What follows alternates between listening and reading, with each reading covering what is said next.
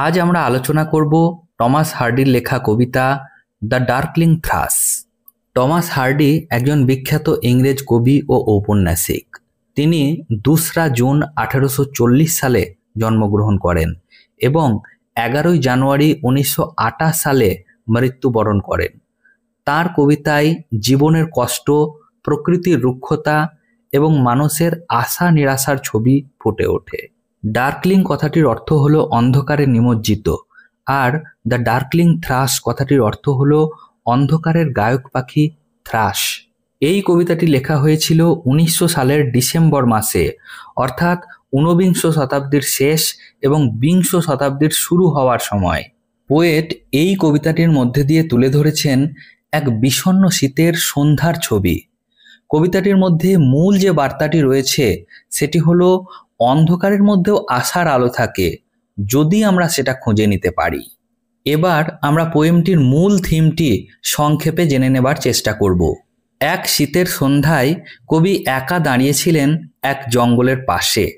চারপাশ বরফে ঢাকা পড়ে এক ভৌতিক পরিবেশ সৃষ্টি করেছে। সূর্যের আলো ম্লান হয়ে এসেছে। গাছের শুকনো ডালপালাগুলো ঠিক যেন আকাশের গায়ে আঁচড় কেটে দিচ্ছে। আশেপাশে কোনো মানুষ নেই। তারা সবাই ঘরে ফিরে গিয়ে উনুনের পাশে আশ্রয় নিয়েছে উষ্ণতার জন্য। চারপাশের দৃশ্যপট দেখে মনে হচ্ছে পুরনো শতাব্দীর মৃতদেহ পড়ে রয়েছে। আকাশ যেন তার সমাধি, আর বাতাস যেন সেই মৃত্যুর বিষণ্ণ সঙ্গীত। চারপাশে কোথাও নতুন জীবনের কোনো চিহ্ন নেই, সব কিছুই যেন থেমে গেছে। ঠিক তখনই শুকনো ডালপালার উপর থেকে একটা ছোট্ট বৃদ্ধ পাখি গান গাইতে শুরু করে।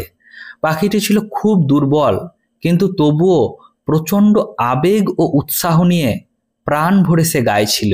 কিন্তু আশ্চর্যের বিষয় হলো চারপাশের পরিবেশে এই রকম আনন্দের কোনো কারণ ছিল না, কারণ চারপাশের পরিবেশটা ছিল বিষণ্ণতায় ভরা।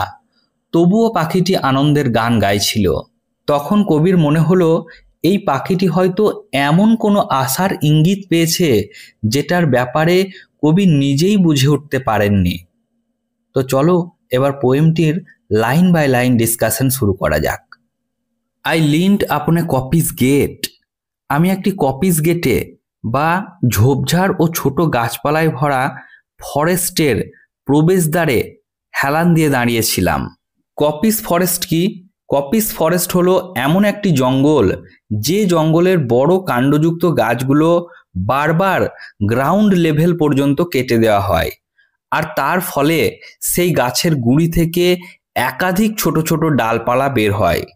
সাধারণত ছোট ছোট জ্বালানি কাঠ সংগ্রহের উদ্দেশ্যে গাছগুলি এইভাবে কাটা হয়। তো এই রকম একটি জঙ্গলের গেটে পোয়েট হেলান দিয়ে দাঁড়িয়েছিলেন। When frost was spectre grey, যখন বরফে ঢাকা চারপাশ ছিল এক ভৌতিক ধূসরতায় আচ্ছন্ন।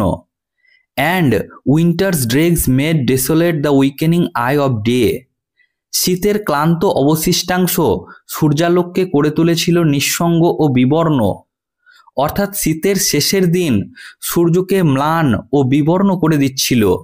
The tangled bine stems scored the sky, লতাঝোপের জট পাকানো কাণ্ডগুলো যেন আকাশের বুকে বিষণ্ণ আঁচড় কেটে চলেছিল। Like strings of broken liars, এই দৃশ্য মনে করিয়ে দেয় ভাঙা বীণার ছিঁড়ে যাওয়া তারগুলোকে, যেখান থেকে আর কোনো সুর ওঠে না, শুধুই থেকে যায় শূন্যতা আর বিষাদ। And all mankind that haunted nigh had sought their household fires, চারপাশে যে মানুষজন ঘুরে বেড়াতো তারা সবাই ফিরে গেছে ঘরের উনুনের পাশে উষ্ণতার আশ্রয়ে। The land sharp feature seem to be the century's corpse outleant, ভূমির রুক্ষ কঠিন খাঁজ কাটা দৃশ্যপট দেখে মনে হচ্ছে ঠিক যেন ঝুঁকে পড়া শতাব্দীর এক মৃতদেহ। হি স্ক্রিপ্ট দ্য ক্লাউডি ক্যানোপি, মেঘে ঢাকা আকাশ যেন সেই শতাব্দীর মৃতদেহের জন্য তৈরি একটি সমাধির ছাদ বা কবরের ঢাকনা। অর্থাৎ পাহাড়ের উপর যে মেঘের চাঁদোয়া জমে আছে সেগুলো দেখে মনে হচ্ছে মৃতদেহের ওপর থাকা সমাধি। দ্য উইন্ড হিজ ডেথ লামেন্ট, শতাব্দীর কবরের পাশে বাতাস গাইছিল মৃত্যুর বিষণ্ণ সঙ্গীত। অর্থাৎ কবরের পাশ দিয়ে যে বাতাস বয়ে চলছিল সেটা শুনে মনে হচ্ছিল বাতাস যেন এক বিষণ্ণ সঙ্গীত গাইছে। The ancient pulse of germ and birth was shrunken hard and dry. জন্ম আর সৃষ্টির সেই প্রাচীন স্পন্দন এখন নিঃশেষ হয়ে গেছে, সংকুচিত, নিস্পন্দ ও শুষ্ক হয়ে গেছে। অ্যান্ড এভরি স্পিরিট আপন আর্থ সিমড ফারভারলেস অ্যাজ আই। এবং পৃথিবীর প্রত্যেকটি জীবন আমার মতোই বিষণ্ণ, নিরুৎসাহ হয়ে পড়েছে।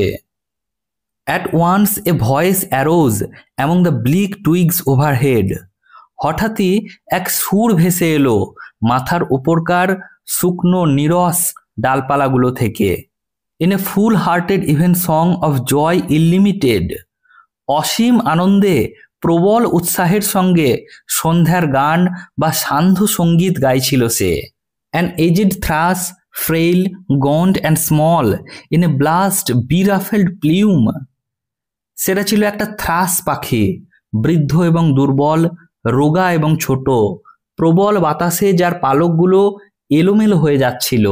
Had chosen thus to fling his soul upon the growing gloom. সে ঠিক করেছিল ঘনিয়ে আসা অন্ধকারে সে তার সমস্ত প্রাণ, সমস্ত আত্মা ঢেলে দিয়ে গান গাইবে। So little cause of carolings of such ecstatic sound. এমন পরম আনন্দময় খুশির গান গাওয়ার মতো খুব সামান্যই কোনো কারণ ছিল। অন্যভাবে বলা যায়, এমন কোনো কারণই ছিল না যার জন্য পাখিটা এত খুশি হয়ে আনন্দের গান গাইছিল। অর্থাৎ পোয়েট এখানে বলতে চাইছেন, থ্রাস পাখিটি যেভাবে আনন্দে ভেসে গান গাইছিল তা ছিল আশ্চর্যের, কারণ তার এমন উল্লাসের, এমন আত্মবিস্মৃত গান গাওয়ার কোনো বাস্তব কারণ কবির চোখে পড়ছিল না। চারপাশটা ছিল ভীষণ বিষণ্ণ, শীতার্ত ও নিস্তেজ, যেখানে গান গাওয়া তো দূরের কথা, বেঁচে থাকাও যেন কষ্টসাধ্য। Was written on terrestrial things A fur or নাই অ্যারাউন্ড। কাছে অথবা দূরের পার্থিব কোনো জিনিসেই এমন আনন্দের কোনো ইঙ্গিত লেখা ছিল না। অর্থাৎ পোয়েট বলতে চাইছেন, কাছাকাছি অথবা দূরে পৃথিবীর কোনো জিনিসেই এমন কিছু লেখা ছিল না যেটার জন্য পাখিটি এত খুশি হয়ে পরম আনন্দে গান গাইছিল। That I could think there trembled through his happy good night air some blessed hope whereof he knew and I was unaware. তাই আমার মনে হলো তার আনন্দময় বিদায় গানে এমন কোনো পবিত্র আশা জাগানো ইঙ্গিত ছিল, যে আশার অস্তিত্ব সম্পর্কে একমাত্র সেই পাখিটি জানত, কিন্তু আমি সেটার ব্যাপারে সম্পূর্ণ অজ্ঞাত ছিলাম। অর্থাৎ পোয়েট এখানে বলতে চাইছেন, চারপাশে যতই অন্ধকার, যতই বিষাদ থাকুক না কেন, প্রকৃতিতে সব সময় এমন কিছু থাকে যা আমাদের আশার বাণী দেয়, যদিও আমরা সব সময় সেটা বুঝে উঠতে পারি না। এখানেই পোয়েমটি শেষ হলো।